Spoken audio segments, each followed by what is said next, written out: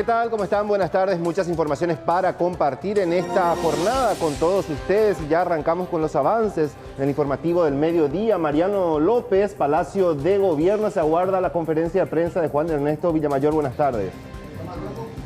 Buenas tardes, Rolando. Efectivamente, ya la Cámara ingresa en estos momentos a la oficina donde Juan Ernesto Villamayor estará brindando una conferencia de prensa. Esta conferencia de prensa que se realiza fuera del Palacio de Gobierno, que es uno de los aspectos justamente que llama la atención, atendiendo a que él normalmente venía trabajando muy de cerca con el presidente de la República, Mario Abdo Benítez, en el mismo edificio, Rolando. Hay rumores, hay cosas que se dicen, incluso ya se habla de lo que tiene que ver con la renuncia o no de Juan Ernesto Villamayor luego del escándalo de lo que tiene que ver con el acuerdo que pretendía llevarse adelante con la firma venezolana PDVSA a partir de esa deuda que tenía el Estado paraguayo, que tiene, digo bien, de más de 260 millones de dólares. Estamos ya esperando nosotros a subir el ascensor en este edificio. En el 7º piso se encuentra una oficina donde Juan Ernesto Villamayor estará, aparentemente, según lo que nos decían, también exponiendo el acuerdo que es el que se estaba negociando por parte de Paraguay con Venezuela para poder cumplir con esa deuda. Ya ingresa a la Cámara, Rolando, ya va al 7º piso, así que ustedes tendrán las imágenes en vivo allí del ascenso y la llegada de nuestro equipo hasta el lugar para la conferencia de prensa, compañeros. Dale, aguardamos el siguiente contacto. De hecho, es lo que se menciona, habría que ver si finalmente renuncia el doctor Juan Ernesto Villamayor. Ahora rápidamente hasta Luque, un allanamiento tras un asalto que se perpetró en el mes de diciembre pasado. Natanael Cáceres con los detalles. Contigo, adelante. Buenas tardes. Buenas tardes, sí, tenemos que hablar de este allanamiento que se dio en la zona de Luque. Un peligroso grupo armado que aparentemente se encontraba planificando inclusive un asalto. Se encontraron armas, escopetas, dinero en efectivo, chalecos antibalas, clavos miguelitos. 5 detenidos hasta el momento. En instantes, los detalles. Un guardia cárcel detenido en el Alto Paraná. Ya damos la bienvenida también a Joel López. Buenas tardes. Rolando, ¿qué tal? Buenas tardes, saludos a los televidentes. En la jornada de hoy, el guardia cárcel de 23 años fue detenido por la Policía Nacional. Él mismo intentaba arrancar su jornada laboral llevando en su ropa interior 450 gramos de presunta marihuana. Él mismo fue verificado por sus pares y allí se halló en su poder esta presunta droga. Gracias, Joel. Al mediodía, en 30 minutos, se conocería la sentencia a favor o en contra. Se verá eso del mecánico de oro. Leila Jiménez con los detalles. ¿Cómo estás? Un gusto. Buenas tardes. ¿Qué tal, Roberto? Y es así, llegó a su jornada final el juicio oral en contra de Miguel Ángel Carballo, este exfuncionario de la Municipalidad de Asunción, también de la Cámara de Diputados, quien está siendo procesado por supuesto enriquecimiento ilícito luego de haber adquirido un shopping por un valor de 3 millones de dólares cuando su salario era de 5 millones de guaraníes. A partir de las 12 del mediodía, el tribunal va a dictar sentencia. Gracias, Leila. Estamos pendientes. Entre otras informaciones, el ministro de Salud, Julio Mazzoleni, en su tradicional conferencia de prensa, anunció algunas medidas que se van a mantener y otras que entrarán en vigencia a mediados de enero. Las compañías farmacéuticas que registran un determinado producto tienen que tener un plan de emergencia en caso de una contingencia de efectos adversos. Claramente que el mes de diciembre ha tenido un aumento significativo y ha superado el pico que habíamos tenido en el mes de septiembre. Los hospitales están con una altísima ocupación, una gran demanda. 26,2 la temperatura en Ciudad Capital. Violento asalto contra una mujer en zona de Encarnación. Fue una madrugada muy violenta. A patadas limpias echaron la puerta de atrás. 2 hombres con kepi, tapabocas, guantes, ya con pistola en la mano. Me pusieron la pistola en la cabeza y después me empujaron al dormitorio pidiéndome plata. Llevaron casi 4 millones de guaraníes, todas mis joyas en oro, mi celular, un S20, mi platería. Me maniataron, me dejaron encerrada en mi dormitorio y se fueron.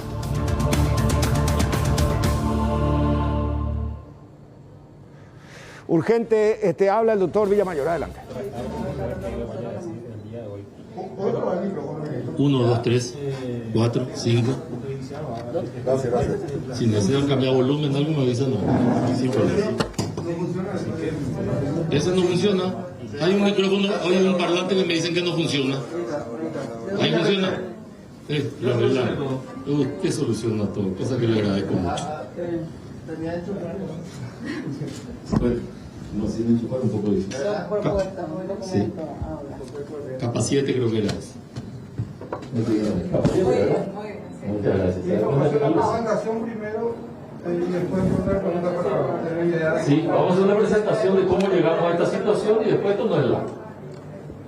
Sí, muchas gracias, Gustavo. Y ahora arranca la conferencia de prensa del ministro jefe de gabinete civil de la presidencia, Juan Ernesto Villamayor. Sí. La República del Paraguay y la República Bolivariana de Venezuela suscribieron un acuerdo de cooperación energética. Vamos al primer cuadro, por favor. Que está vigente y se convirtió en ley 2616. En el marco de la ley 2616, Petropar y PDVSA suscribieron acuerdos que tienen como finalidad el suministro de combustible de parte de PDVSA, Glencore, a Petropar. Por acta acuerdo suscrito el 24 de septiembre del año 2009, Petropar aceptó que adeuda, todos estos documentos les voy a entregar, que adeuda a PDVSA la suma de $269.500.000 en números redondos. Posteriormente se firma en febrero del 2011 el acta de compromiso para el refinanciamiento de la deuda vencida 2008-2009. Y con esto llegamos a una mención de crédito en favor de PDVSA de $284.600.000 americanos. Debemos tener en claro acá que hay una deuda, esa deuda está consolidada, y la autoridad de Petropar en el año 2011 está hablando de $284 millones de deuda. El 20 de julio del año 2016, después de haber realizado infructuosas gestiones para obtener un acuerdo en la administración anterior, estamos en el año 2016, PDVSA inicia ante los tribunales arbitrales de París, Cámara de Comercio Internacional, el proceso arbitral para cobrar la deuda a Petropar. Año 2016. Hasta ese momento toda gestión pasó o por el reconocimiento de deuda o por la búsqueda de un acuerdo para solucionar el problema que fracasó. ¿Cuáles son las tratativas que tenemos por delante? El 29 de octubre del 2019, el presidente de la República Bolivariana de Venezuela, señor Juan Guaidó, remite una nota al presidente Mario Abdo Benítez a fin de informar la designación del ciudadano Javier Troconis como comisionado presidencial para la gestión de activos. Es decir, el señor Troconis se encuentra a cargo de la gestión de los activos que están en el exterior para ver cómo los precautela o cómo los recupera. Y se pide una audiencia con el presidente de la República. Esta audiencia se celebra el día 11 de noviembre del 2019 en mi despacho, sin la presencia del señor presidente. Allí viene el señor Troconis acompañado del doctor Vidal. Terminada la reunión, se entrega una nota fechada 11 de noviembre del 2019 dirigida al presidente de la República, con copia al jefe de gabinete, con copia al ministro de Hacienda. Esa nota dice que tiene como objeto aceptar la oferta que había hecho Petropar con Petróleos de Venezuela Sociedad Anónima. En la misma nota se hace referencia a lo siguiente: ofrecimiento de la República del Paraguay. ¿Qué ofreció la República del Paraguay o qué pidió la República del Paraguay? El gobierno de la República del Paraguay, dice la nota firmada por el señor Javier Troconis, ha manifestado contar con los fondos líquidos para hacer frente a un pago único y de contado por el equivalente al 50% del monto de la deuda nominal, con una quita del 100% de los intereses de la deuda acumulada desde el año 2011. Esto implica un ahorro para la República del Paraguay que redondea los 160 millones de dólares. Y sigue con la aceptación de la oferta. Conforme a las tratativas y conversaciones mantenidas con el doctor Vidal, designado al efecto, esto lo dice el señor Troconis, nos encontramos dispuestos a aceptar una quita equivalente al 100% de los intereses y el 50% de la deuda nominal, solicitando, y esto solicitan, no hay acuerdo, solicitan que la República del Paraguay absorba los gastos causídicos del arbitraje en trámite ante la Cámara de Comercio Internacional, absorbiendo la República Bolivariana de Venezuela los honorarios del doctor Vidal y su equipo profesional que le acompaña. Los honorarios del doctor Vidal, por propuesta de el señor Troconis, corresponden, y naturalmente debe ser así por ser abogado de PDVSA, debe ser así, corresponden a la República Bolivariana de Venezuela. La República del Paraguay no tiene nada que ver con los abogados de PDVSA. Ni tuvimos ni tenemos que ver. Y se presenta como consecuencia de la nota la propuesta de acuerdo extrajudicial. Esta es la propuesta a la cual ustedes van a encontrar que hace alusión el Washington Post. A la nota de Troconis nadie le mencionó nunca. Se habla de este borrador, pero no se habla de una nota firmada. Por eso se menciona reiteradamente la palabra borrador. Nunca se habla de nota. Acá está la nota firmada por el señor Troconis. Y el borrador, en principio, se compadece con lo mismo. Se recibe la propuesta de acuerdo extrajudicial. Y acá vemos el primer problema, que es la identificación. Aquí tienen el acuerdo extrajudicial. Acuerdo extrajudicial entre la República del Paraguay, primer error, Petróleos Paraguayos, Petropar, y la República Bolivariana de Venezuela, PDVSA, Petróleo Sociedad Anónima y Petróleos de Venezuela. Identificación de las partes expresadas en el acuerdo. Esto es lo que demuestra claramente que viene como propuesta venezolana. Son partes en el acuerdo: la Petropar y Petróleos de Venezuela Sociedad Anónima, demandante representada por el doctor José Ignacio Hernández en su carácter de Procurador Especial de la República Bolivariana de Venezuela, conforme a la designación de fecha 20 de febrero del 2019, como Procurador Especial para la Defensa del Estado y los demás entes descentralizados de la Administración Pública en el exterior, de acuerdo con el artículo 15, literal B, del Estatuto que rige la transición a la democracia. Fíjese usted de dónde yo iba a sacar todos estos datos. Queda clara que la redacción, claro para todos, que la redacción fue elaborada por ellos. En cambio, cuando dice por Petropar, no saben quién es, ni de dónde viene el nombramiento, ni quién es el titular. Nada, están vacíos. Cláusula primera. Pero estas son cuestiones formales que se corrigen, se llenan. Si estamos de acuerdo, se llenan. Acá no hay ningún secreto. El presente acuerdo extrajudicial tiene por objeto establecer las bases y condiciones a los efectos, segundo, de que la República del Paraguay procede a efectuar el pago del capital reclamado por PDVSA. La República del Paraguay no le debe nada a PDVSA. Quien le debe a PDVSA es Petropar. Ningún abogado paraguayo hubiese caído en esto. Todos saben que el problema es PDVSA, Petropar.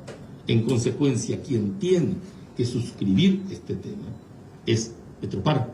Y esto proviene de la presentación que está dentro de la carpeta, no está acá, está dentro de la carpeta, de un dictamen que ya había hecho el procurador, que se agrega ahí solamente para que tengan en claro que el Procurador General de la República ya había dicho que quien representa a Petropar es su titular, no el Estado.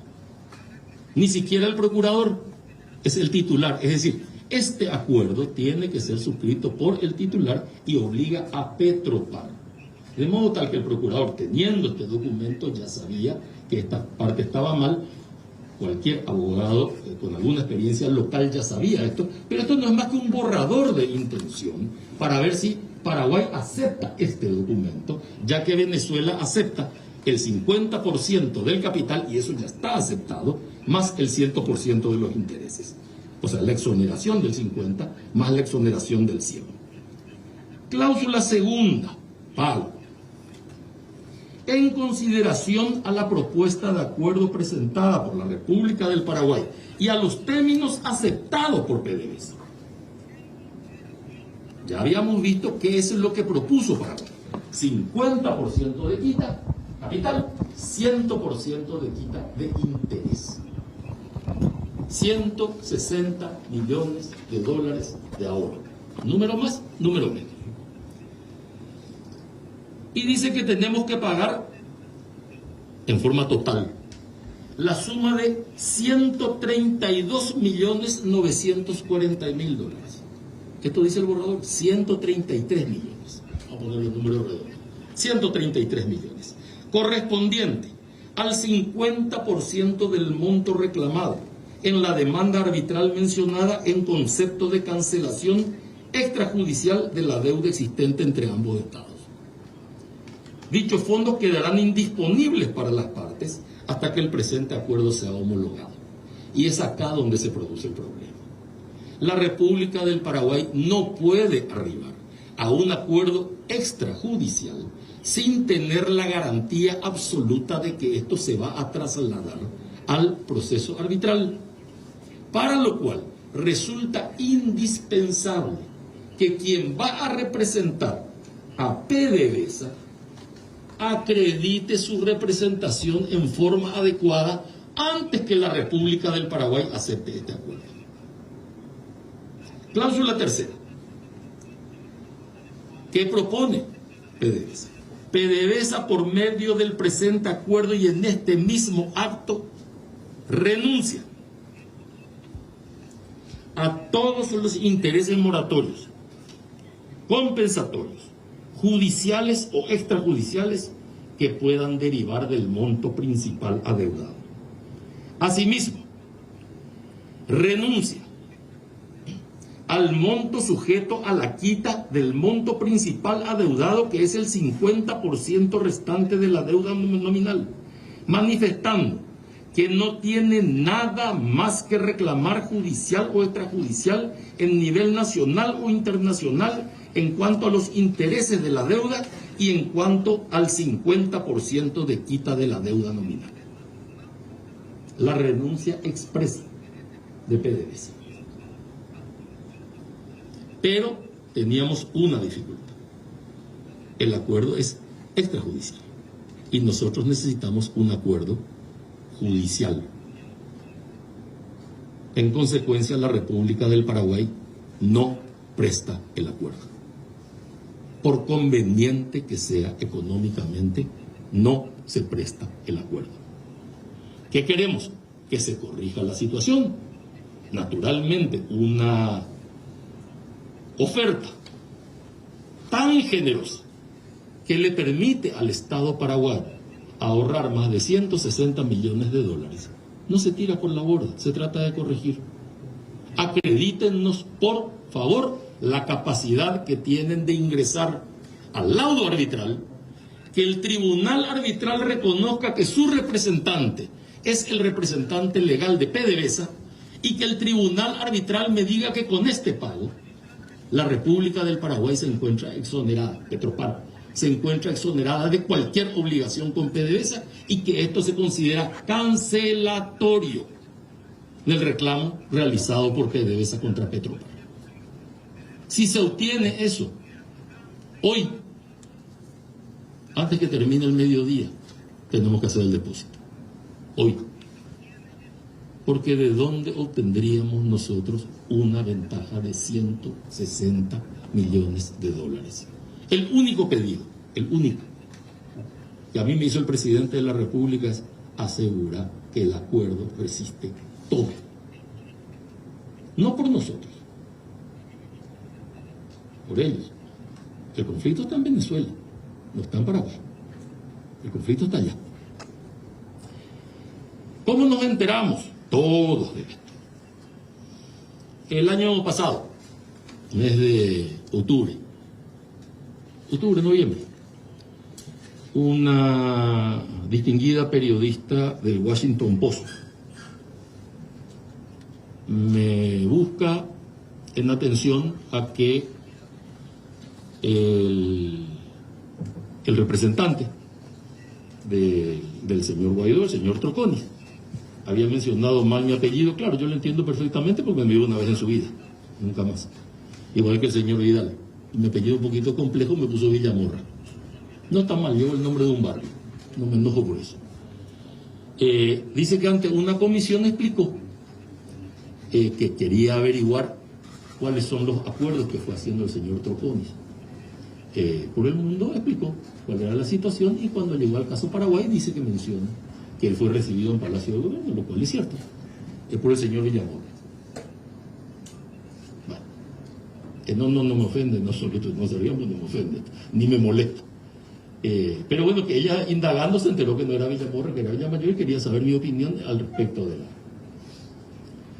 ¿Y qué dice el artículo del Post? Porque veo que por momentos se cita como una verdad muy importante y debe serlo. Pero lo importante es lo que se dice dentro. Ahí se quiere averiguar qué pasó con la presencia aparentemente del abogado de PDVSA, del señor Vidal, y el señor Troconis, y cuáles son los acuerdos y desacuerdos a los cuales pueden arribar.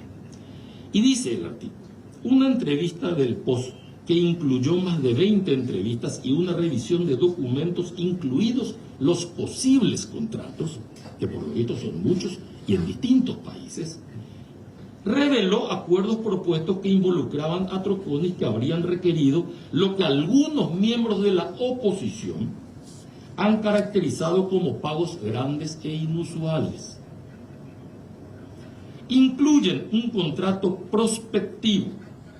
No existe contrato, existe propuesta, no aceptada, con el gobierno de Paraguay con una comisión de 26 millones de dólares a pagar a terceros que generó alarmas dentro del propio equipo legal de Guaidó. Con relación al acuerdo extrajudicial, la propuesta que ellos hacen, la República Bolivariana de Venezuela, dice el proyecto de acuerdo, toma a su cargo el honorario de éxito. Honorario de éxito, es decir, está sujeto a que todo termine. Pactado con el doctor Sebastián Vidal, documento nacional de identidad tanto, ¿de dónde vamos a sacar nosotros este dato? Clave única de identificación fiscal. Designado por las partes, dice, como amigable componedor, eso está en su propuesta, no está en la aceptación. Paraguay nunca aceptó esto. Siendo el mismo el equivalente al 20% de los montos de pago acordados, los cuales serán transferidos por Petropar conforme a la instrucción de giro que el doctor Vidal acompaña conjuntamente con la correspondiente factura de honorarios conforme a la legislación vigente. Deducido dicho monto, Petropar procederá a transferir el saldo remanente a determinada cuenta e identifica la cuenta. Estamos hablando del remanente del 50% del capital. Petropar abonará los costos del proceso arbitral más los honorarios profesionales de los abogados intervinientes en el proceso. Los costos de los procesos arbitrales están tabulados, eso no se negocia. Eso no hay ninguna forma de negociar. Cualquiera que tenga experiencia en París, yo a título personal te llevé más de un litigio ahí. Cualquiera que tenga experiencia, esto es una tabla. Se paga lo que dice la tabla. Yo no recuerdo, ni sé, lo que dice la tabla al año 2016, porque seguía por la fecha de inicio. Entonces ahí sale una orden de secretaría y ahí se establecen los costos. O sea que hay que cumplir con esa orden de secretaría. Eso es todo. Eso ya está tabulado del año 2016. No conozco el monto. Pero igual tiene poco y nada que ver con los 160 millones de dólares que se está ahorrando. También se lee en la publicación del Pozo. Vidal le dijo a Dipozo que había sido contratado por Troconis sin recibir ningún anticipo con la esperanza de cerrar el trato. Dijo que la comisión propuesta era más baja de lo que normalmente cobra. Y dijo que Troconis nunca le pidió una parte de ella. Esto lo dice Vidal en la entrevista con el Pozo.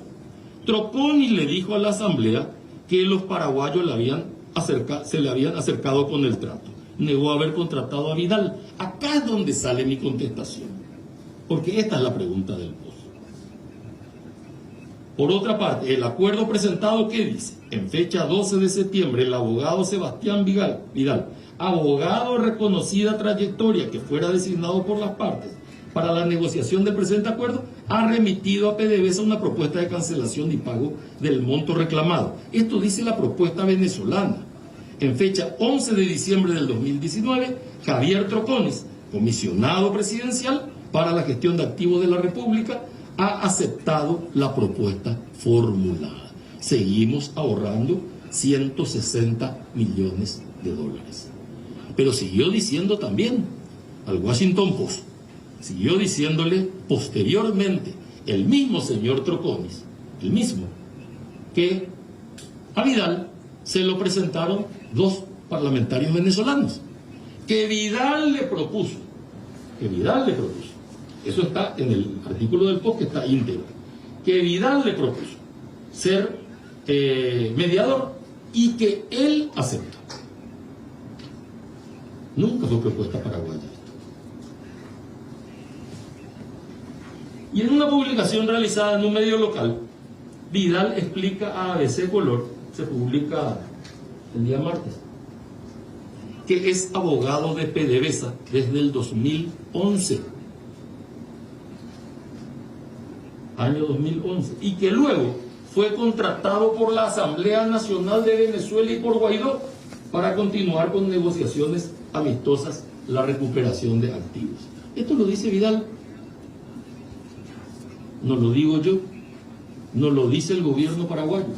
El gobierno paraguayo recibió, después de haber hecho una quita, un proyecto de quita de 160 millones de dólares, una proforma de acuerdo que por motivos formales se negó a suscribir.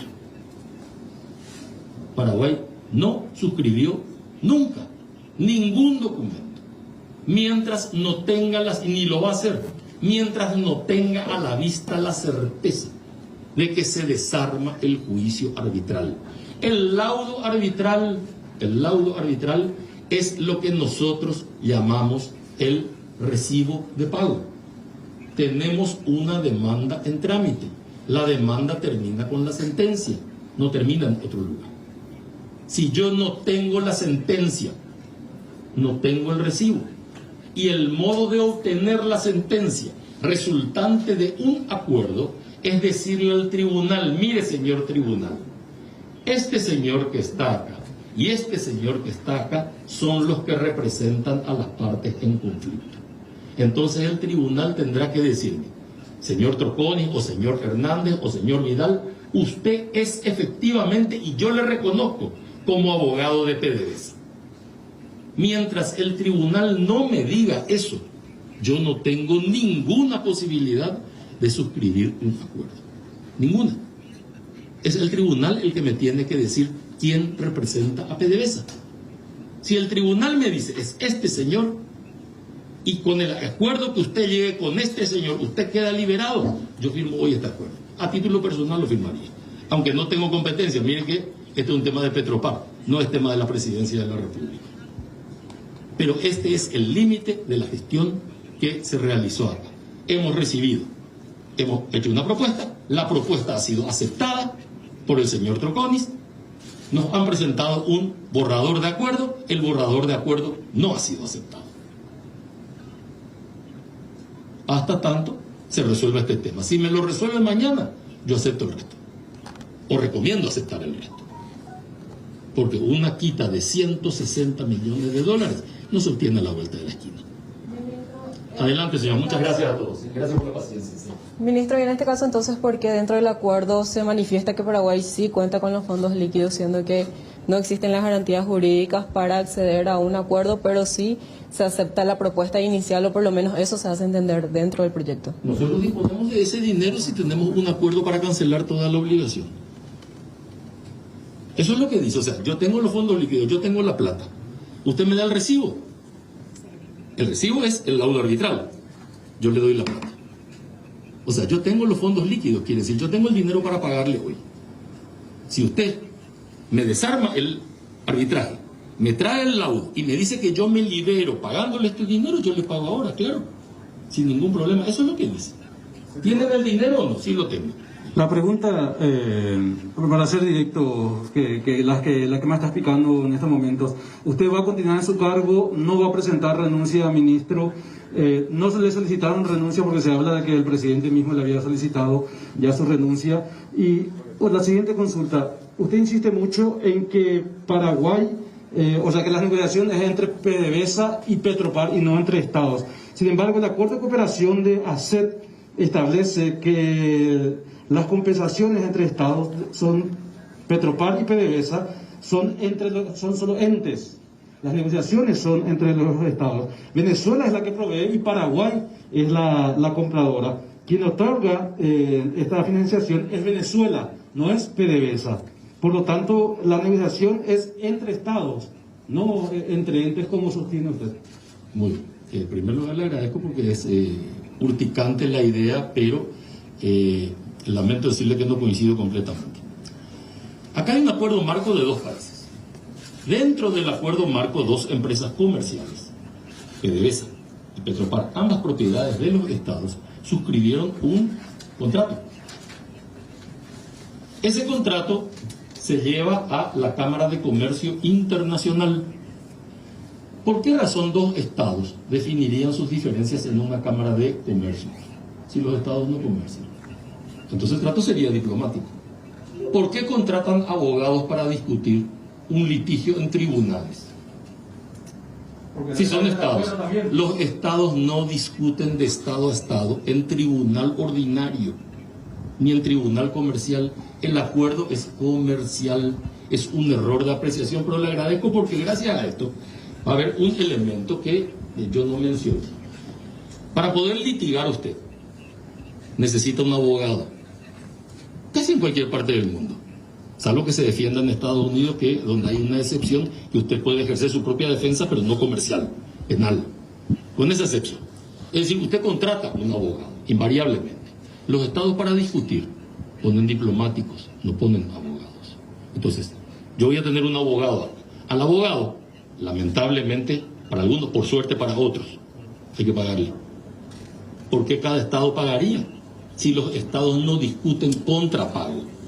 Acá hay un acuerdo comercial, por eso se lleva a la Cámara de Comercio, para que se arbitre el tema. Entonces, en el marco del acuerdo de cooperación se firman contratos comerciales. Pero entre dos estados en este caso. No, el acuerdo es entre Petropar y PDVSA, por eso el que demanda es PDVSA. No, ese es otro problema. A ver, cuando Petropar compra combustible, Petropar, el que le provee a Petropar, firma un contrato con Petropar, no con el Estado paraguayo. Son naturalezas jurídicas distintas. Estaríamos toda la mañana discutiendo eso y eso es una cátedra de derecho administrativo. No tiene nada que, y creo que no es el objeto de esto. Ese sí que ya creo que no es el objeto. Estoy diciendo, nosotros no podemos aceptar que se nombre República del Paraguay porque claramente ellos ponen solo PDVSA. ¿Por qué ellos ponen solo PDVSA en el acuerdo y no ponen República Bolivariana de Venezuela? Porque saben que es PDVSA. El actor es PDVSA, el demandado es Petropar. Lamentablemente el que le dio letra no Ministro, tengo dos preguntas. Sí, claro. Primero, ¿por qué no terminamos este tema? Yo no escuché hablar de eso todavía. Alguien me dijo que había en las redes sociales se estaba hablando de eso, pero como yo no tengo red social no me entero. Mire que es malo no tener red social, porque hay más gente que... Esa es una decisión personal, no se preocupe por eso ahora. Hay mucha gente preocupada por mi renuncia. De eso depende, ministro, en estos momentos. ¿Quién? Y la cierta estabilidad del propio presidente de la República, del gobierno. Por la crítica que está recibiendo nada más. ¿Cómo le está afectando yo sé, a través suya al presidente, digamos, al gobierno? Yo sé perfectamente que la estabilidad del gobierno, de qué depende y de quiénes depende. No se preocupe por eso. Y yo sé quiénes piden mi renuncia. Tampoco se preocupe por eso. No, digo, yo no se preocupe por eso. La pregunta. Ministro, el dictamen de Contraloría solicitado por Mónica Seifert en su momento solamente habla de la posibilidad de cambiar la forma de pago. No hace referencia a la posibilidad de hacer efectivo eso y saldar la deuda. En primer lugar, si es que usted consideró eso en el momento de la negociación, porque estamos hablando de febrero y por lo que vemos continúa hasta noviembre. Al punto voy. Ese borrador se hizo en su despacho. No. ¿Entendemos? No. Nosotros recibimos el borrador. Es una cosa distinta. El borrador no se hizo en mi despacho. Nada se hizo en mi despacho. En mi despacho lo único que se hizo fue recibir la trocona. Pero el dictamen de la Procuraduría no hace referencia a la situación por la que atravesaba Venezuela. Eso se mencionó hoy. A ver, veamos de dónde sale todo esto. Esto es mucho más viejo. En algún momento ustedes vieron que había una crisis alimenticia en Venezuela y alguien pensó que sería buena idea reunir a los productores locales y habilitarles ese mercado, y como debemos el dinero, podemos utilizar el dinero del pago de PDVSA para pagarle a los productores locales y enviar alimentos. Cuando uno se sienta a negociar tiene que ir explorando ideas. Las ideas son sueltas, no es que hay una única línea permanentemente. Aquello no se aprobó. Como hoy se mencionó, bueno, se trae a colación algo que se preguntó y se pone el dictamen. ¿Por qué? ¿Por qué? Porque en el dictamen hay una frase que es significativa que también contesta la pregunta que hizo antes el colega de Radio 1 de la red de Unicanal y del conglomerado de HC Comunicación. ¿Cómo Bueno, muy bien. Esta, muy bien. Perdón, vamos a identificar ya. ¿Qué dice ahí? Hay algo esencial, que es que la personería le corresponde a Petropar, no al Estado, a Petropar. Eso es lo que dice el dictamen. Por eso después cuando se coloca República del Paraguay, deviene inadmisible porque ya están los dictámenes diciendo, se puede hacer. O sea, yo puedo pagar con cualquier cosa. Si usted me dice a mí, mándeme autos en lugar del dinero, mándeme soja, y yo le acredito esto, se puede hacer. No hay ningún problema. En el derecho se admite eso. Ahora bien, ¿quién tiene que hacer eso? Eso es lo que dice el dictamen. La titular, en ese momento, la titular o el titular de Petropar. No es un acuerdo que pueda hacer el gobierno, porque el deudor es Petropar y el acreedor es PDVSA. Entonces, es PDVSA el que puede recibir los bienes. Es PDVSA el que tiene que llegar allá a un acuerdo para decir, mire, yo recibí 10 toneladas de soja, le entrego al gobierno, el gobierno me paga a mí, con esto cancela el tema y el gobierno paraguayo o Petropar le paga al productor paraguayo. Esas cosas se van imaginando por el camino. Tampoco prosperó eso, porque en el fondo dejaba la deuda exactamente en el mismo lugar. O sea, era un reconocimiento del 100%. Y acá vino un reconocimiento y una aceptación del 50% del capital y del 100% del interés. Lo otro, ministro, la designación de Sebastián Vidal como abogado representante por PDVSA. Usted menciona que eso es una propuesta de PDVSA. En el documento menciona que es de común acuerdo. ¿No habría la posibilidad de rechazar ese nombre por el relacionamiento que tiene con el presidente Mario Abdo Benítez. Claro que nosotros podemos rechazar todo. De hecho, no aceptamos el documento.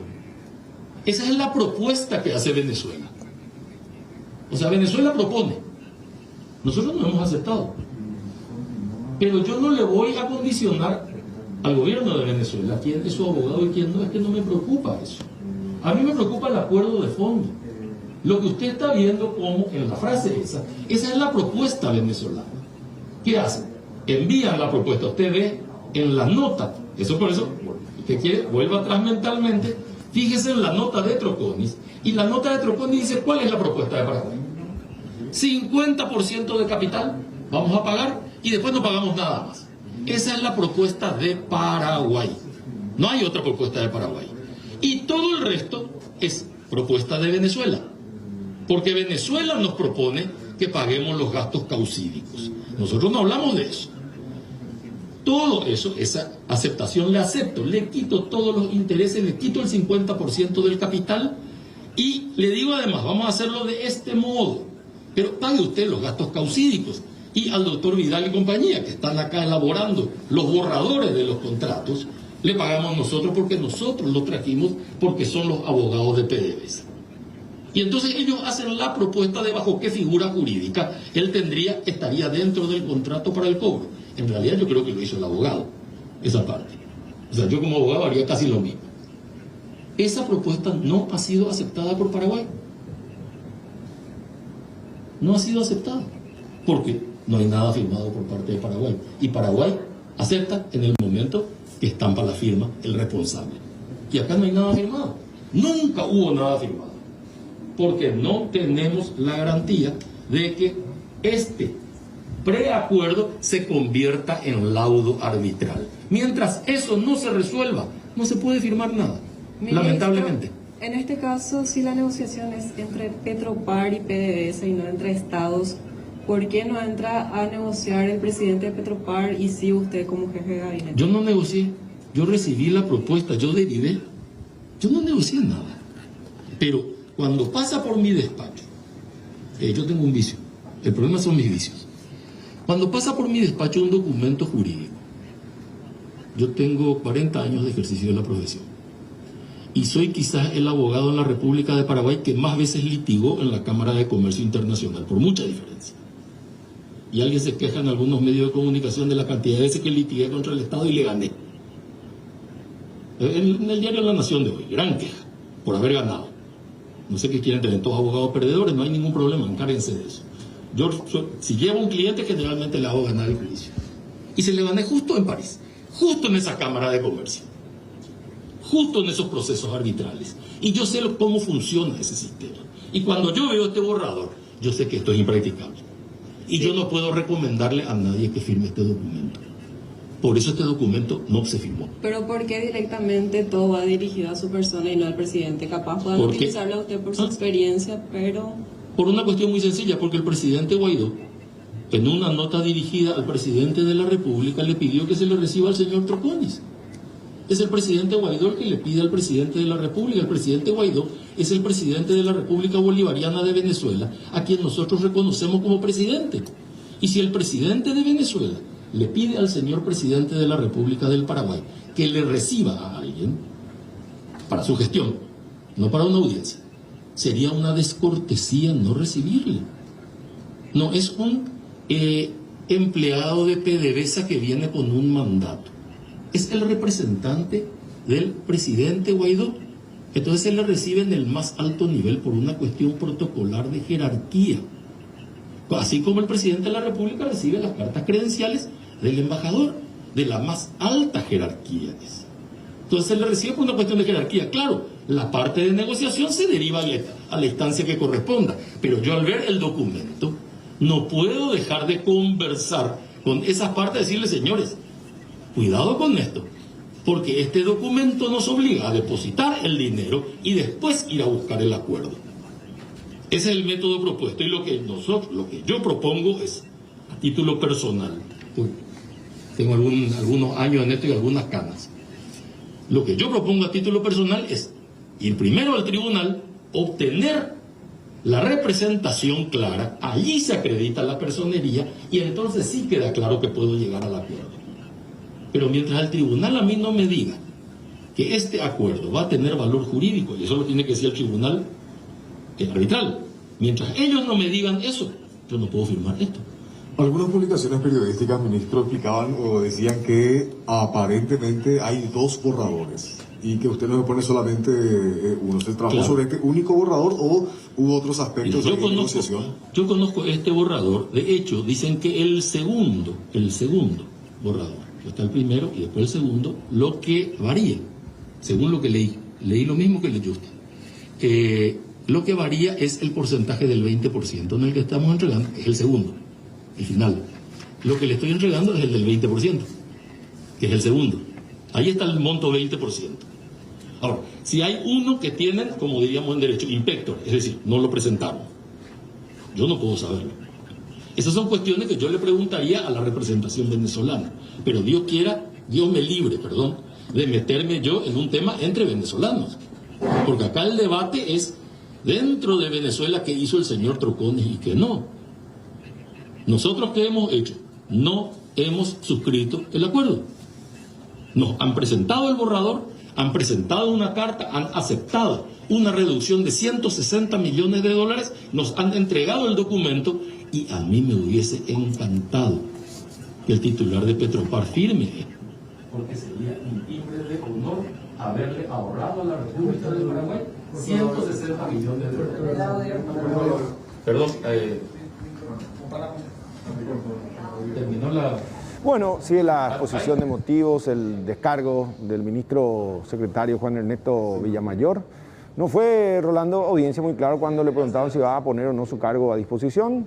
Concretamente hizo alusión a todos los documentos que él dijo quedaron traspapelados, pero que finalmente ahora expone ante la opinión pública. Se verá cuál es finalmente su destino, la determinación del propio presidente de la República. También en un momento dado respondía a uno de los colegas que él sabía muy bien quién está exigiendo su renuncia en el marco probablemente de todo cuanto pueda significar una estabilidad política del número 1 del Ejecutivo Nacional. Retornamos en cualquier otro momento. Ahora damos paso a nuestro compañero Natanael Cáceres. De hecho, lo anticipábamos al arranque de nuestro informativo. Un asalto que se perpetró, se consumó en diciembre pasado, un allanamiento que hoy finalmente apunta a dar con elementos para dar con los responsables de este hecho. Adelante.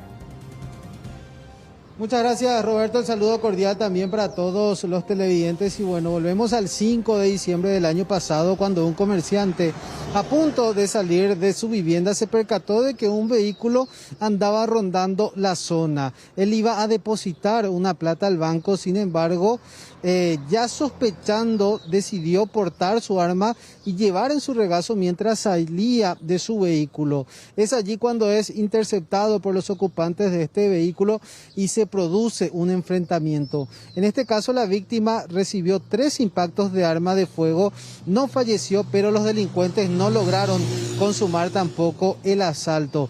Lo cierto y concreto es que a partir de allí, de las cámaras de seguridad de ese sitio, se pudo identificar a uno de los cabecillas de esta banda criminal denominada de nombre Derlis García Enciso, quien ya tiene frondosos antecedentes por casos de robo agravado. Hoy se llegó hasta su vivienda, se incautaron armas de fuego, clavos miguelitos, escopetas, cartuchos, chalecos antibalas y uniformes militares. Según la Policía Nacional, estaban planeando inclusive realizar un asalto en los próximos días. Vamos a compartir la nota, lo que decía la fiscala Ana Girala, y así también el comisario Feliciano Martínez.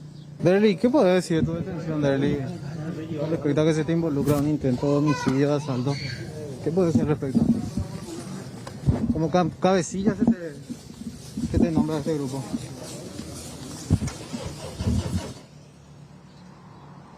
Bueno, ahí está el intento de nota. También queríamos quitarle algunas palabras a Derlis García Enciso, quien es el principal líder y cabecilla de esta banda. Impresionante también el armamento y el equipamiento que tenían en el interior de su vivienda. Su cuñado y otras personas también quedaron detenidas en esta jornada, y esto es lo que decían los intervinientes. Encontraron chalecos con el famoso tela para y algunas camisas manga largas para y de acuerdo a los otros datos también que estábamos teniendo, nosotros vinimos a buscar a 2 personas, pero los datos que anoche obtuvimos, que recabamos, era que ellos estaban preparando un asalto grande para esta semana, por lo cual suponemos que podría ser exacto el informe que estamos teniendo por los clavos que estaban haciendo y que se incautó en este allanamiento. Estas 2 personas buscadas, ¿ya tenían un currículo delictivo conocido? Sí, son 2 personas, son conocidas con antecedentes, ya que le conocemos ya en la carrera policial que son violentos y que siempre usan armas. Y el día de hoy en el allanamiento encontramos varias evidencias que lo involucran en más o menos 8 a 10 asaltos, como te estaba mencionando. ¿Las otras 2 personas aprendidas? Sí, ya ahora vamos a cotejar los datos que estamos teniendo, pero hay circuitos que lo incriminan también varios. Realizando un procedimiento de allanamiento en persecución a un hecho de tentativa de homicidio ocurrido el 5 de diciembre del año pasado. Y estábamos buscando evidencias, ¿verdad? En primer lugar también la detención de personas que ya fueron identificadas. Le encontramos a 2 de ellos. Encontramos ropa que posiblemente habrían usado en esa ocasión.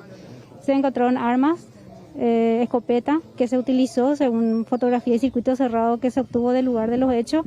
Se encontraron municiones, clavos miguelitos. Se encontró también un chasis cortado con una chapa perteneciente a un vehículo Vitz, y coincidentemente un vehículo Vitz habían abandonado después en el vehículo en el cual llegaron al lugar de los hechos. Y otras evidencias como chaleco y varios teléfonos celulares, ¿verdad? Y otros elementos que guardan relación con la causa que van a ser incautados y para poder procesar. Bueno, como decía la fiscal Ana Girala, prácticamente todos los elementos que venían investigando se encontraron en el interior de esta vivienda, tal cual la prenda de vestir que utilizó Derlis García Enciso esa vez el 5 de diciembre cuando intentaba asaltar a este comerciante que finalmente se encontraba armado y respondió también con disparos de arma de fuego. Reitero, 5 personas quedaron detenidas en estos allanamientos simultáneos que se llevaron a cabo en la ciudad de Luque, y por de pronto se logró evitar también que ocurra un asalto en los próximos días porque, según inteligencia de la Policía Nacional, este grupo ya se encontraba planificando otro asalto y es por eso que encontraron también todos estos elementos en las viviendas. Bueno, Natanael, gracias, buen trabajo. Ahora rápidamente, información urgente hasta tribunales. ¿Tenemos sentencia? ¿El mecánico de oro fue sentenciado o no, Leila? Adelante. Artículo 65, en base al cálculo que yo hice, para mí la pena viable era de 6 años, 6 meses. No siempre también se dan las sanciones que la Fiscalía solicita, eso es claro, pero esperaremos la resolución y ahí tomaremos la decisión al respecto. Pero en cuanto al hecho, sí, estamos conformes. Bueno, para reiterar nada más, sí. Fiscal, estamos en vivo ahora para el informativo del mediodía de Canal 9 y bueno, es una sentencia que da ahora el tribunal de 2 años y 6 meses para Carvalho. Sí, es lo que el tribunal ha concluido, entonces esperaremos el momento que se dé lectura a la sentencia, ¿verdad? Y ahí entonces analizaremos cada fundamento. Acá lo importante es, claro, de que ha quedado latente de que se ha demostrado el hecho de enriquecimiento ilícito, de que una persona, de que existió falta de contraprestación de un funcionario público en cuanto al salario que percibía y a los gastos que tenía. Concretamente, no quiero yo volver a repetir la explicación que dio el tribunal y todos tuvieran presentes las funciones que él cumplió, el salario que él tenía y los bienes que adquirió. Eso fue demostrado por un tribunal de sentencia. En eso estamos conformes. Ahora, ¿cuál es la sanción aplicable que debe tener una persona? Bueno, difiere con la posición del Ministerio Público, ¿verdad? Pero al final es el tribunal el que analizó y llegó a esa conclusión. A nosotros nos asiste el derecho de apelar en cuanto a la pena, si por ahí, en base a los argumentos que ellos determinan, no estamos de acuerdo, ¿verdad? Y ese derecho voy a hacer uso en caso de que, una vez habiendo leído los argumentos en cuanto a la medición, pero conforme en cuanto a la demostración del hecho. Poco más de 6 años pedía la Fiscalía. 6 años, 6 meses nosotros solicitamos. ¿Esto significa que él no va a prisión ahora, doctor? Bueno, si queda firme la sentencia, sí, 6 meses, porque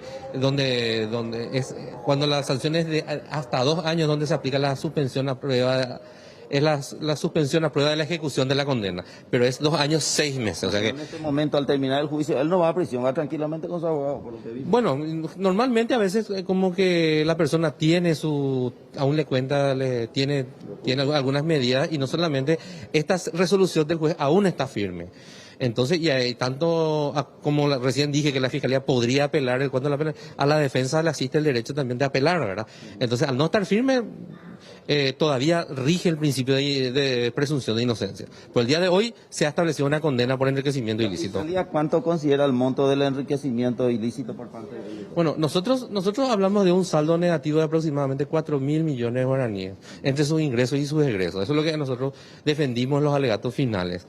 Y es por eso que nosotros sostuvimos la responsabilidad penal del acusado y pedimos una sanción al respecto. ¿Cuándo se da la lectura de la sentencia? Bueno, se me quedó ahí el 14 de diciembre. Y a partir de ahí, entonces, nosotros nos corre el plazo de 10 días hábiles en caso de que nosotros estemos en desacuerdo con los argumentos de la apelación. Pero vuelvo a reiterar, cuando al hecho nosotros estamos conformes, podría existir la posibilidad de que nosotros apelemos el cuándo de la pena. Pero eso en base a los argumentos, como dije. Ahí está lo que mencionaba entonces el fiscal Luis Piñanes con respecto a el proceso en contra de Miguel Ángel Carballo, conocido en este caso como el mecánico de oro, quien fue funcionario de la Municipalidad de Asunción, funcionario de la Cámara de Diputados también, funcionario del Ministerio de Justicia y según lo que decía también el fiscal, y esto que se pudo comprobar también mediante el tribunal, que los egresos de Carballo no se condecían con los ingresos. Él tenía un salario de 5 millones de guaraníes y había realizado inversiones de hasta 1.800 millones de guaraníes en una sociedad anónima para adquirir un shopping en la zona de Carmelitas, y había comprado varios inmuebles también en la zona de Emboscada y también en la zona aquí del departamento central. Así que dentro de 2 semanas aproximadamente se va a dar la lectura de la sentencia. Lo que consideró en este caso el tribunal es una pena de 2 años y 6 meses en este caso, y bueno, la Fiscalía ya dice que va a apelar también, porque lo que pide el Ministerio Público son 6 años y 6 meses en este caso para Carballo. Dale, Leila, buen trabajo desde tribunales, muchas gracias. Finalmente se conoce, sentenciado a 2 años con 6 meses, no es lo que la Fiscalía esperaba. Finalmente la lectura oficial de esta resolución se dará el próximo 14 de enero. Rolando.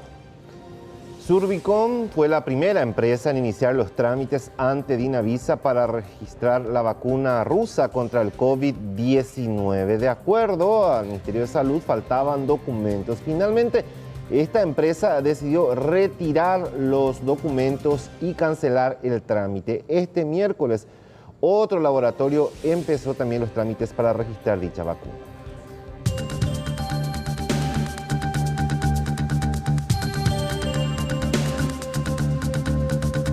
La primera empresa que presentó la solicitud para registrar la vacuna rusa es Surbicom. De acuerdo a la titular de Dinavisa, Salud Pública tiene la obligación de recibir todas las solicitudes. En este caso en particular, durante su preevaluación, se percataron que faltaban algunos documentos. Asimismo, la procedencia de los previamente adjuntados debían ser chequeadas. Finalmente, Surbicom decidió retirar el documento y anular el trámite. Nos dimos cuenta de que tenía algunos documentos a ser verificados, cuya procedencia no podíamos verificar porque no tenía el respaldo de legalización correspondiente. Es decir, una serie de requisitos. Le hemos comunicado a toda la empresa y la empresa decidió retirar el expediente y anular el trámite. Eso fue esta mañana a primera hora, más o menos a eso, no tan a primera hora, 8 o 9 de la mañana aproximadamente. En realidad ellos anularon el trámite, solicitaron anular el trámite, no sabemos qué van a hacer posteriormente, pero por el momento, mientras no tenga el respaldo documental que debe tener, bueno, seguramente no van a volver a presentarlo, por lo menos solicitaron la anulación por nota.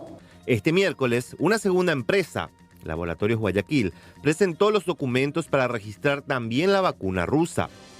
La autenticidad del expediente está siendo chequeado actualmente por Dinavisa.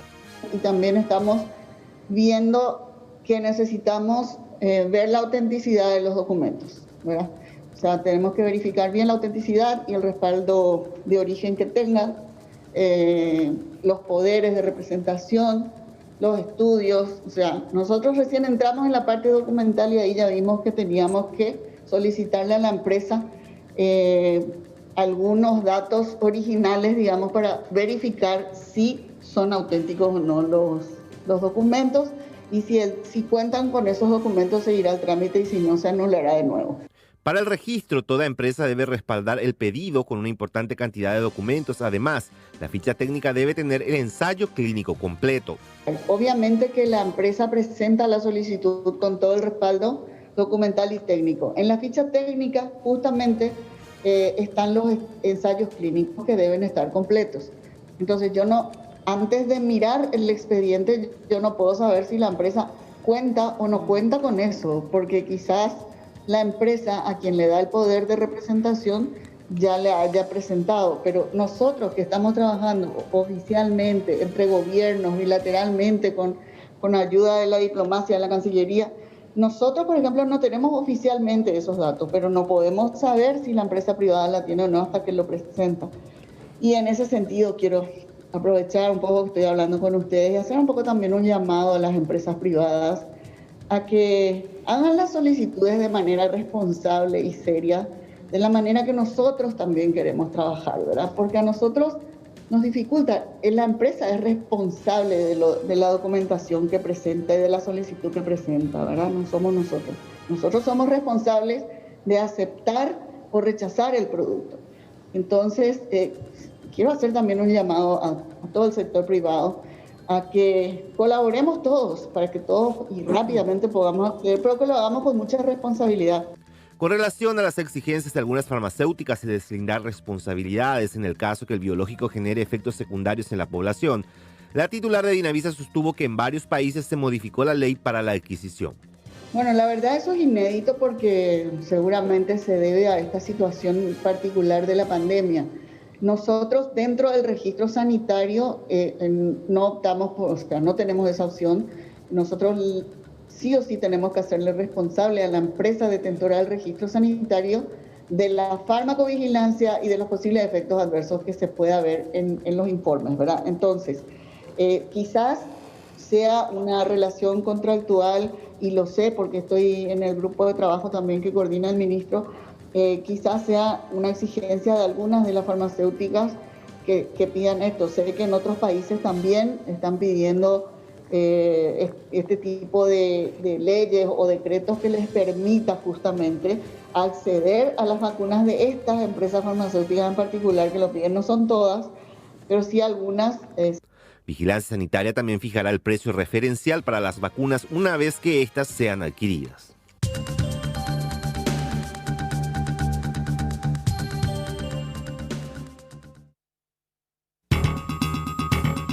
Las compañías farmacéuticas que registran un determinado producto tienen que tener un plan de emergencia en caso de una contingencia de efectos adversos. Claramente que el mes de diciembre ha tenido un aumento significativo y ha superado el pico que habíamos tenido en el mes de septiembre. Los hospitales están con una altísima ocupación, una gran demanda.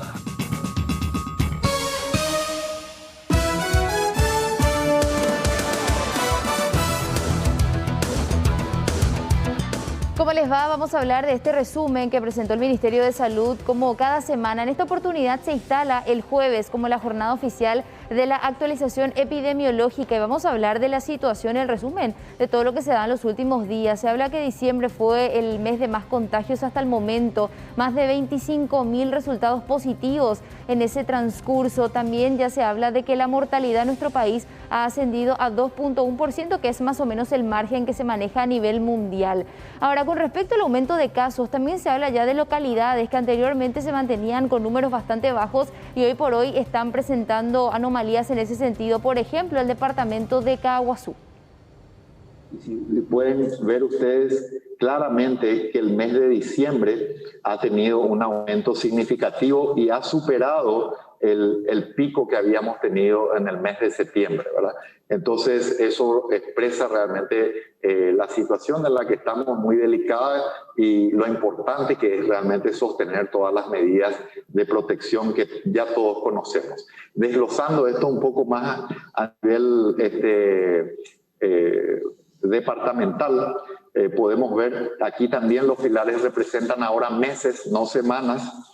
Lo importante de este gráfico es señalar que en la zona noreste del país tenemos aumentos en casi todos los departamentos, pero destacamos particularmente lo que está ocurriendo en San Pedro, en Amambay, en Canendillú y especialmente Caguazú por el hecho de que es un departamento muy poblado y donde estamos viendo realmente niveles muy cercanos al pico que habíamos encontrado en el mes de septiembre. Entonces, una alerta muy particular para el departamento de Caguazú y sin duda también los otros, algunos como San Pedro y Amambay, están por encima incluso de sus niveles históricos, ¿verdad? En la zona centro-sur, claramente siempre Central y Asunción tienen los números más altos. Aquí queremos, especialmente Asunción ha tenido un aumento muy significativo en el mes de diciembre. Central sí tiene un ligero aumento respecto al mes de septiembre, pero siguen siendo ambos los mayores contribuyentes al cúmulo de pacientes que se ha dado. Aquí también queremos señalar el Cordillera, que ha alcanzado su pico también en el mes de diciembre, al igual que Ñembucú y Misiones. Los hospitales están con una altísima ocupación, una gran demanda. Creemos que eso obedece al periodo de Navidad y seguramente esperaremos otro tanto como consecuencia del año nuevo, ¿verdad? Entonces, es por ello que hablamos de un mes de enero que probablemente va a ser muy difícil, ¿verdad? Ahí está lo que decía, lo que estamos viendo es el resultado de Navidad, pero falta todavía las consecuencias del año nuevo como tal. Ahora, a partir del 16 de enero va a empezar a regir un nuevo decreto y el Ministerio de Salud hace algunas recomendaciones, por ejemplo, mantener esta limitación en cuanto al horario de circulación.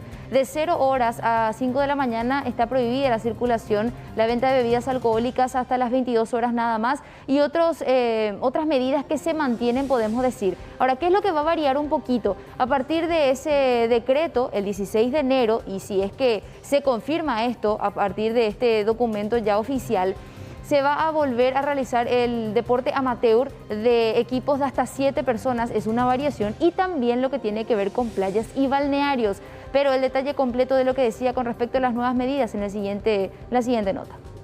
Mantener el nivel de restricción horaria, creemos que esto genera un ordenamiento y un marco en el cual, más allá de que lamentablemente hemos recibido varias denuncias, ayuda a contener y ordenar todo lo que tiene que ver con las actividades y a disminuir también las posibilidades de aglomeración, de conductas temerarias que son típicas y que son exacerbadas por el tema de alcohol, fiestas clandestinas, etcétera, o aglomeración alrededor de locales, ¿verdad?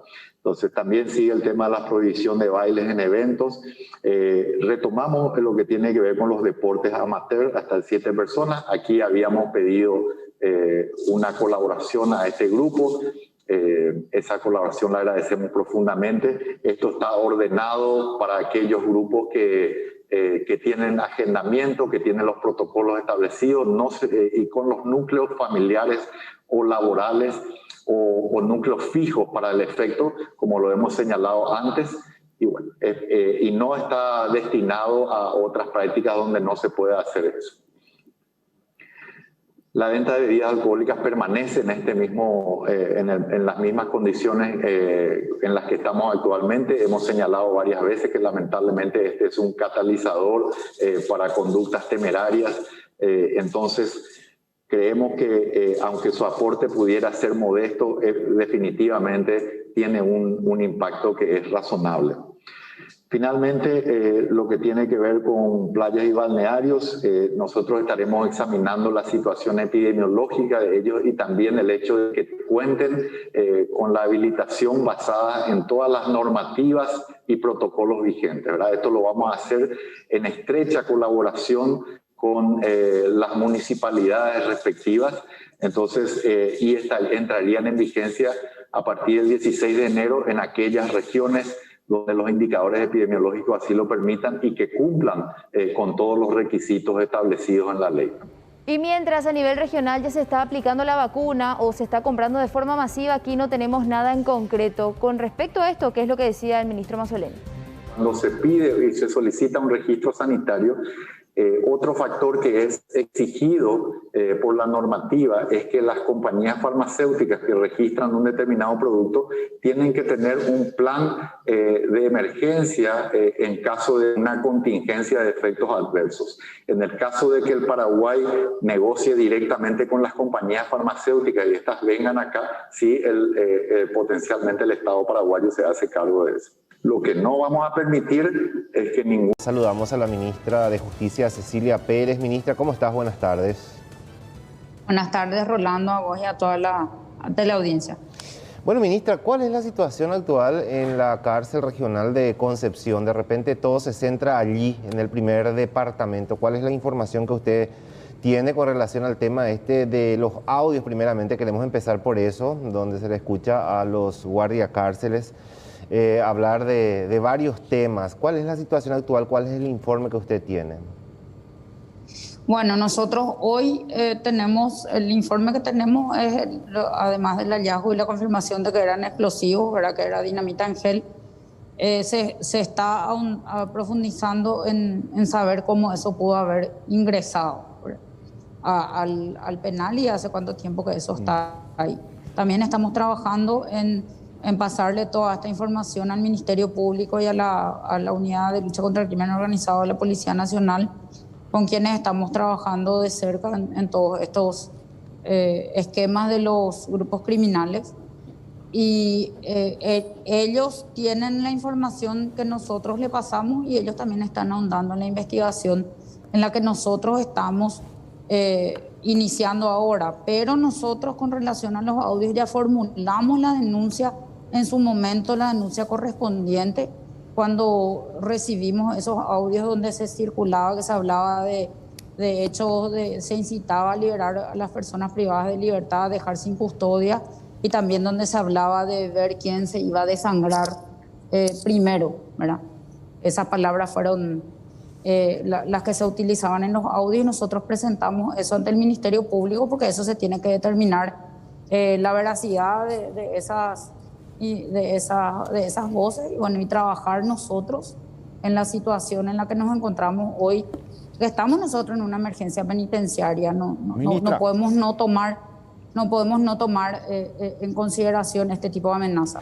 Podemos compartir con la audiencia estos registros de audio en donde aparentemente conversan los agentes penitenciarios. A ver. Fuerza Antonio, fuerza doctor, Andiqueña de Canguti, ya declara huelga peñara, porque vareja se impacte su capacidad ya su la población nandi peña me puede pasar para ya vale daño de me de Canguti, ya declara huelga su que peña me puede se impacte su que se impacte su cabeza. Cuando puta ya sabe voy a poco muy catuwa. Fuerza compañero, no puedo estar a esa móvil. Antes yo, oye, ya está hija la pueblo vio como en estúpida, vale hasta el pueblo vio. Oye, se dio vale hasta vale hay pueblo, porque ya tengo la peana ya cobrar ya mañana de vale hasta compañero. Ya tengo la ya de componer la ya de sueldos la ya de aguinaldo ya cobra. Porque obviamente ya cuando y para allá de parte lo vea ocupado pues a la peana ya cobra ya de vale hasta él ya no me vale hasta como ahí estúpido y coja con oye esta diores esta como ahí estúpida oye hey ta ya mo ya me voy fuerza compañero ya postura ya me voy calle ya no ya se envase y cabe.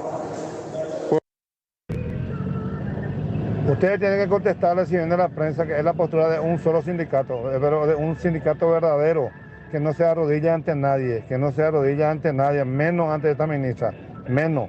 Y somos sindicatos mayoritarios, somos sindicatos nacional a nivel país.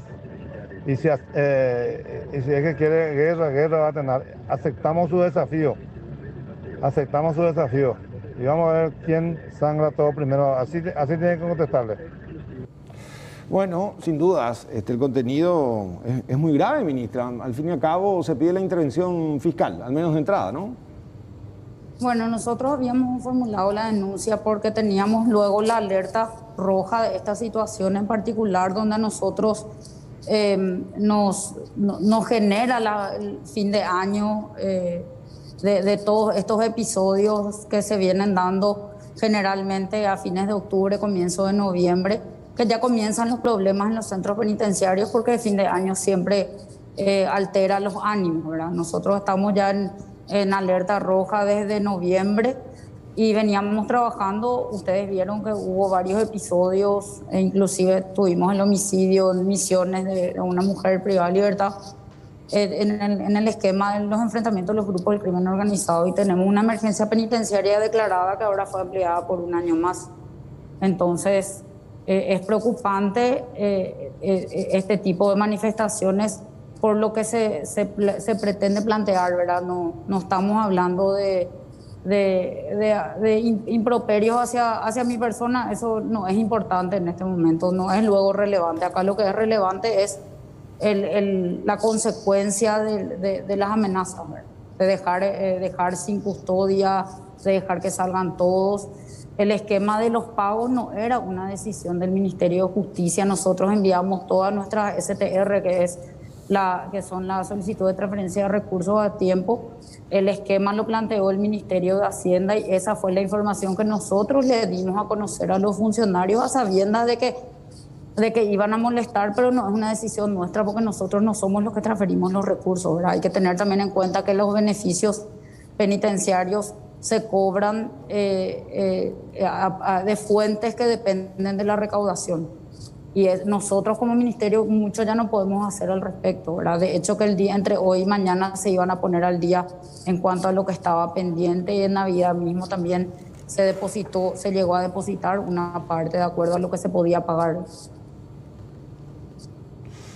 Bueno, sin dudas, ¿cuántos frentes, ministra? Por un lado, eso, y internamente hablando, la puja tremenda, el enfrentamiento entre clanes delictivos como el PCC, Rotela a nivel país. O sea que si uno se pone a analizar eso como amenaza interna, y los que deberían cuidar y garantizar la seguridad, que ahora también se ponen en pie de guerra. Bueno, nosotros quiero comentar también, nosotros estamos en puerta de hacer un concurso interno para recategorizar a los funcionarios, que fue lo que habíamos acordado a fines del 2019, cuando la huelga que amenazaban hacer se había levantado. En ese marco nosotros perdimos prácticamente todo el año porque habíamos cambiado las categorías, ya que las categorías más elevadas eran para profesionales y tenemos pocos profesionales universitarios entre los agentes, y para que todos puedan acceder a la mayoría de las categorías es que se hizo ese cambio del anexo pasando por el Congreso. En eso perdimos prácticamente todo el año porque eso se planteó en marzo y finalmente se resolvió aproximadamente en septiembre. Cuando eso tuvo el impacto en el presupuesto es que nosotros comenzamos a trabajar con la Secretaría de la Función Pública para poder usar esas categorías, y ahora estamos ya pendientes solamente de eso, de la aprobación del perfil, porque ya tenemos el ok del equipo económico de usar esas vacancias este año, y ya iniciamos el trabajo del concurso interno, que es para recategorizar. Son salarios de 3,5 millones hasta 6 millones, que es lo que nosotros hemos podido conseguir, 340 cargos que van a afectar o beneficiar entre 500 y 550 funcionarios para mejorar las condiciones laborales, ¿verdad? Pero todos pasamos por una pandemia, todos pasamos por una situación complicada. El Estado también pasó, ¿verdad? Nosotros como ministerio hemos trabajado todo este año con lo que teníamos, ¿verdad? Y nos recortaron y no nos repusieron todo lo que nosotros teníamos al 31 de diciembre del año pasado, ¿verdad? Nosotros tuvimos un apoyo importante en el Congreso, donde nos repusieron una parte, pero fue una parte, no fue la totalidad de los recortes. Eso también nos llevó a tener que seleccionar las personas que tenían quejas de irregularidades una asistencia irregular o en algunos casos denuncias propiamente que en este mismo canal se pasaron, donde se generan evidencias propias de personas que estaban cobrando irregularmente a los internos. Entonces, a esas personas no se les renovó ya el contrato, principalmente por eso, pero también porque no tenemos la plata para volver a contratar a todo el personal que el 31 de diciembre estaba trabajando. Entonces nosotros priorizamos los que tenían cuestiones que no eran regulares. Ahora, ministra, ¿qué hay por detrás de toda esta situación de los guardiacárceles? Escuchamos también el tema de los audios. ¿Esto de alguna manera viene impulsado por algún sector específicamente o nace de ellos propiamente? ¿Cuál es su análisis? ¿Cómo ve usted eso? ¿De los clanes eventualmente o viene ya de sectores quizá políticos, ¿no? Bueno, yo hoy no puedo decir que haya una persecución política de ningún sector. Yo sí sé que se está pretendiendo instalar eso, porque no todas las personas cuyos contratos no fueron, no se volvieron a contratar, pero algunas sí quisieron acudir a sectores políticos para apoyo, ¿verdad? Pero yo no tengo hoy ningún elemento. Sí, yo tengo que decir que estos últimos episodios vinieron de un sector específico de los agentes penitenciarios, no son todos. Yo quiero aclarar porque uno escucha que se hace mención a sindicatos y sin embargo es un solo sindicato el que habla, no es el representante de todos los sindicatos. Nosotros tenemos muchos sindicatos dentro del ministerio y otros han comprendido la situación de la dificultad del pago en fecha, ¿verdad? Nosotros sabemos que es difícil, ni siquiera nosotros acá los que estamos pudimos tener todos los cobros, ¿verdad? Porque entendemos que es una situación complicada por la que estamos pasando y los otros hicieron sus reclamos de una manera pacífica, ¿verdad? Presentaron notas, hacen una insistencia, ellos también se van y preguntan en Hacienda si es que cuándo se puede cobrar para poder también darle una respuesta a sus reclamos. Nosotros también tratamos de promover que esto se pueda de alguna manera conseguir, así como estuvimos haciendo, insistiendo en conseguir la disponibilidad del uso de las vacancias. Constantemente nosotros estamos trabajando en eso y hacemos todo lo que se puede desde el Ministerio de Justicia. No son todos tampoco, ¿verdad? Yo quiero decir que no son todos, porque a veces también se quiere llevar hacia sectores que nada tienen que ver, ¿verdad? O sea, si uno se pone a analizar y mira rápidamente, ministra, porque se nos va el tiempo, la cantidad, o sea, la torta porcentual de guardiacárceles, ¿cuánto estarían inmersos en este tipo de iniciativas? Bueno, ahora mismo yo puedo hablar de la cantidad de personas que están identificadas. Acá son dos agentes penitenciarios los que hablan en esos audios y un tercero que fue el que llamó en Año Nuevo a decir que iba a poner bombas en los penales, ¿verdad? Que no fue renovado su contrato. ¿Está garantizada la seguridad en todos los centros? Sí, señor. Acá nosotros tenemos que hablar también de la necesidad de separar la paja del trigo. Hay muy buenos agentes que a pesar de todas estas irregularidades, y un ejemplo es lo que pasó en Concepción, el trabajo interno de los agentes fue el que permitió descubrir eso que estaba oculto de una manera bastante auspiciosa, bastante hábil, que permitió descubrir, ¿verdad? Y en honor a eso tenemos que decir que sí, estamos trabajando en alerta, pero sí está garantizado. Ministra, feliz resto de jornada. Gracias por atendernos. Muy amable. Rolando. Muchísimas gracias a ustedes. Que tengan buen resto de jornada. Hasta luego. Y hablando de penitenciarías, vamos hasta el este del país. Ya está Joel López con nosotros para contarnos detalles de este procedimiento. ¿Qué pasó en la cárcel de Ciudad del Este, Joel? ¿Cómo estás? Rolando, buenas tardes. Saludos a nuestros televidentes. En la mañana de este jueves, agentes penitenciarios demoraron a su propio colega, identificado como Rodrigo Rotela, de 23 años. Este joven se disponía a arrancar su jornada laboral en la cárcel regional fue verificado y salió en su poder 450 gramos de presunta marihuana distribuidas en 2 panes ocultos en su ropa interior. El mismo no supo explicar el origen, fue entregado rápidamente a la Policía Nacional, también comunicado el hecho al Ministerio Público. Es el segundo caso en menos de un año ocurrido dentro de la cárcel regional. Este joven fue contratado en noviembre del año 2019 para ejercer este servicio dentro de la penitenciaría regional. La policía reportó este hecho. Escuchamos al comisario Reinaldo Telles. Al personal entrante, a los entrantes de varias cárceles, uno de ellos fue sorprendido que tenía bajo sus testículos específicamente 2 panes de esta hierba, la supuesta marihuana, ¿verdad? Tras la verificación, entonces se logró la cantidad y 435 gramos según el personal especializado, la gente antinarcótico que estuvo también en el lugar para realizar el procedimiento correspondiente. ¿Cuál sería la explicación del detenido? No manifestó nada, solamente que fue una revisión en forma repentina.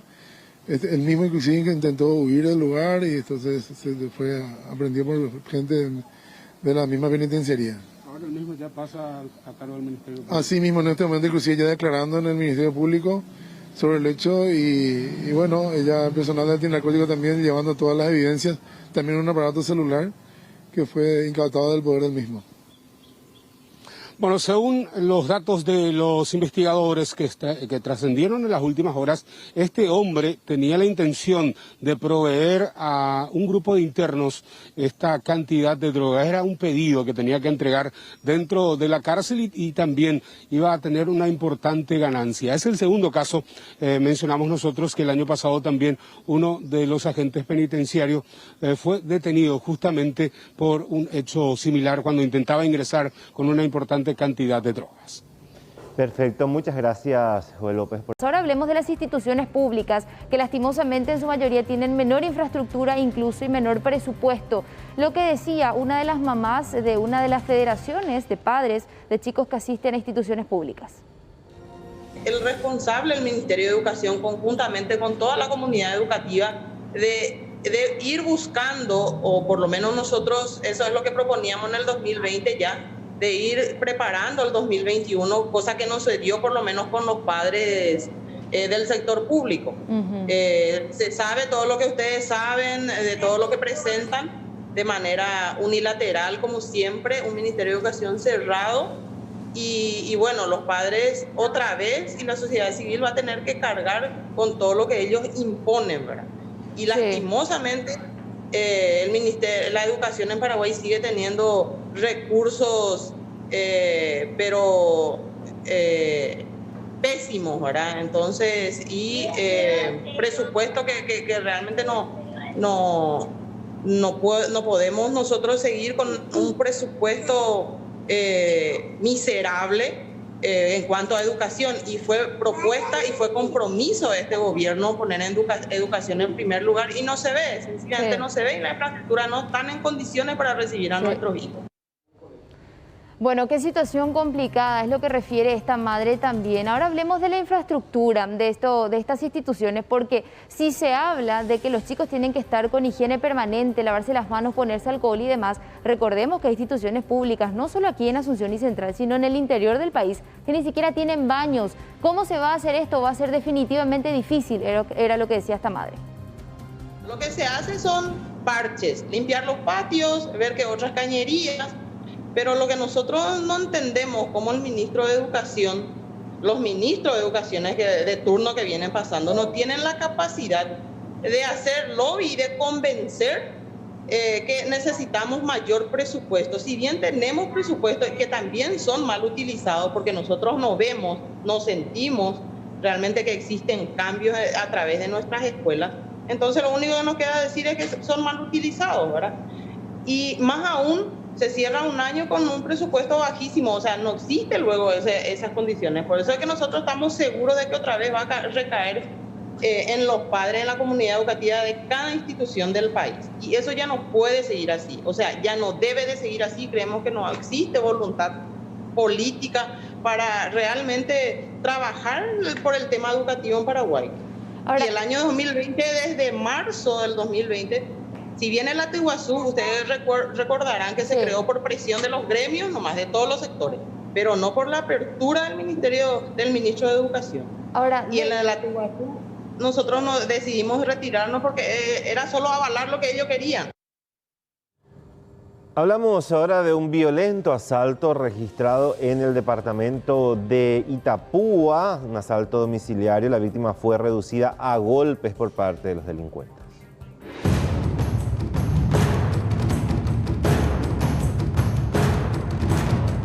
Fueron dos los violentos asaltantes quienes atacaron a una mujer en el interior de esta vivienda ubicada en el barrio Bernardino Caballero, pleno centro de la ciudad de Encarnación.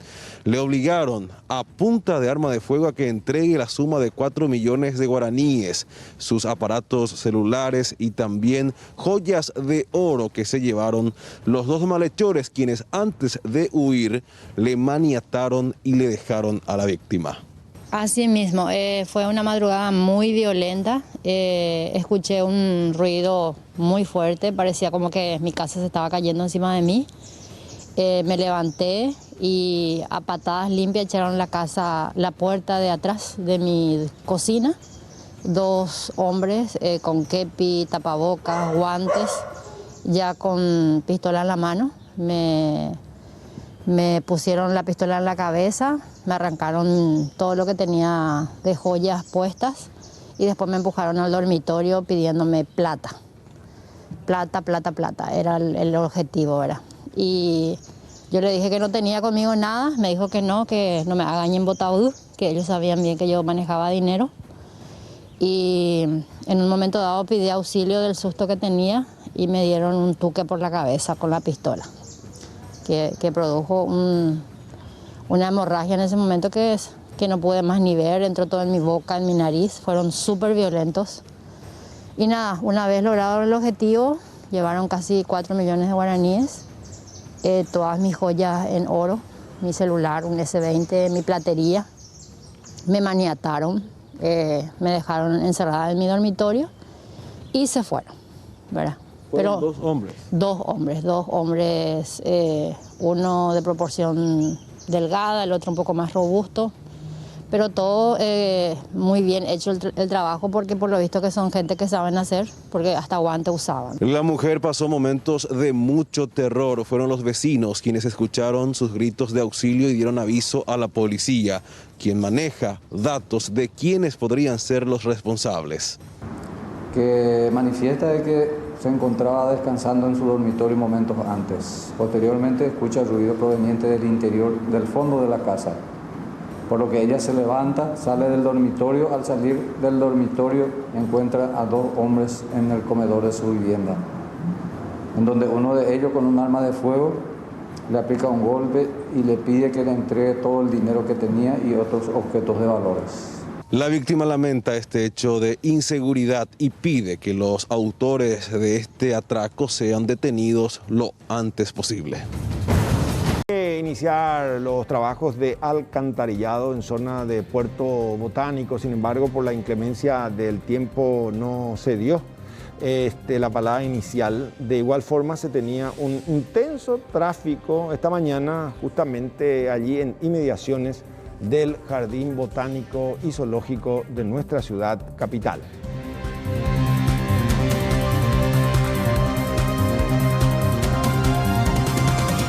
Hablamos ahora de un accidente de tránsito con derivación fatal ocurrido en la zona de Ñuguazú. Según el informe policial, una joven perdió el control de su vehículo e impactó contra un árbol cuando iba en dirección al centro de Luque a una alta velocidad. Aparentemente la misma evitó chocar contra otro vehículo que salía del parque en ese complicado cruce. A esto se suma también que la pista estaba mojada en ese momento.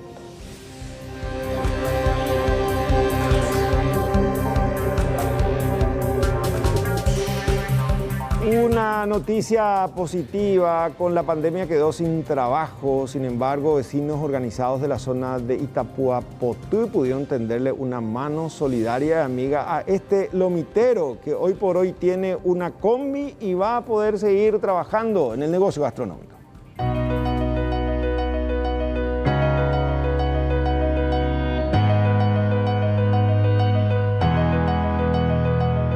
La solidaridad cambió la vida de un hombre en el distrito de Itapuapotú. El chef de nombre Ignacio Benítez es uno de los miles que perdieron su trabajo a consecuencia de la pandemia. Él mismo, a no poder ejercer su profesión, se dedicaba a pequeños trabajos en la chacra para sostener a su familia. Vecinos quienes vieron esta situación se juntaron y, realizando varias gestiones, le consiguieron una combi lomitera cuya entrega sorpresiva estuvo cargada de emociones.